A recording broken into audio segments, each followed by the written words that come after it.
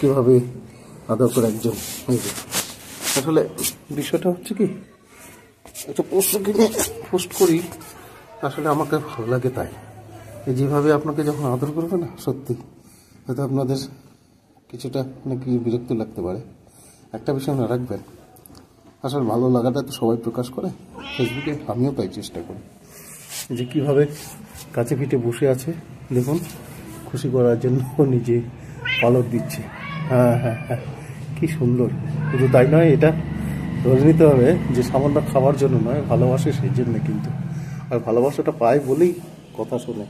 এরকম প্রচুর রয়েছে মানুষ, হয়তো আপনি অনেক কিছু করলেও কিন্তু এরকমভাবে করবে না। তাই এই ভিডিওটা যে শেয়ার করছি, এটার মধ্যে অনেক কিছু মিনিং আছে।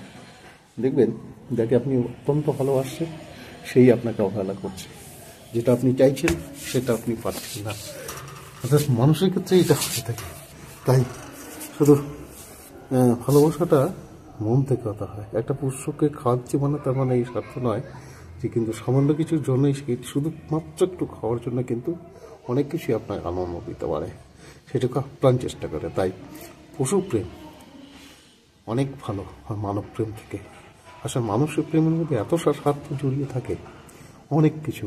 আর পশু প্রেমের মধ্যে শুধু আপনি একটু খাওয়া দেবেন, তাহলে দেখবেন আপনাকে কিন্তু খুব খুশি করার চেষ্টা করবে। দেখুন, বেশ বললে বলে যে পালট দাও, তো পালট দাও, পালট দেবে। এই যে কথাটা খুব মনোযোগ শুনছে। তাই আমার মনে হয় পশুপ্রেমটা, যারা পশুপ্রেমী তারা বোঝে যে একটা পশুকে ভালোবাসলে কতটা তার ফিরিয়ে দেওয়ার চেষ্টা করে। এটা অনেকটা মানে নিঃস্বার্থ, একটু খালি খাওয়ার স্বার্থে কিন্তু এতটা কাজ করে না যতটা পশু আপনাকে ফিরিয়ে দেবে। অর্থাৎ আপনার সাথে যে আনন্দটা দেবে সেই আনন্দ কিন্তু ভাগ করা। ফেসবুকের সৌজন্য এটা প্রকাশ করার সুবিধা হচ্ছে, এবং কিছু মানুষ এইভাবেই কিন্তু ফেসবুককে সৌজন্যে তারা কিন্তু একে অপরকে অনেক কিছুই বিভিন্ন জায়গায় ছড়িয়ে দিতে পারছে। ধন্যবাদ। পরে আরেকটা অংশ দেখাবো। এই যে মাছ ভাজা খাচ্ছে, মাছ মাংস এগুলাই খায়। চেষ্টা করি অর্থাৎ একটু ভালোবাসা দিলে, একটু খাওয়ার জন্য যে কতটা তার খুশি করার চেষ্টা করে, যারা পশু তারা একমাত্র বোঝে। এটা কিন্তু ঘটনা। মানুষকে যত ভালোবাসবে মানুষ ততটাই অবহেলার চেষ্টা করবে, ওভাবে দুর্বল। অথচ একটা পশু কিন্তু আপনাকে সামান্য খাওয়ার জন্য যে পরিমাণে আপনাকে ভালোবাসা দেয়, সেটা কিন্তু কল্পনার বাইরে। মানুষ স্বার্থ ফিরে গেলে, প্রয়োজন ফিরে গেলেই আর আপনার সাথে কোনো যোগাযোগ রাখবে না, ভালোবাসবে না, অবহেলা করবে, পারলে অপমান করবে। প্রচুর এই ঘটনা আমি দেখেছি।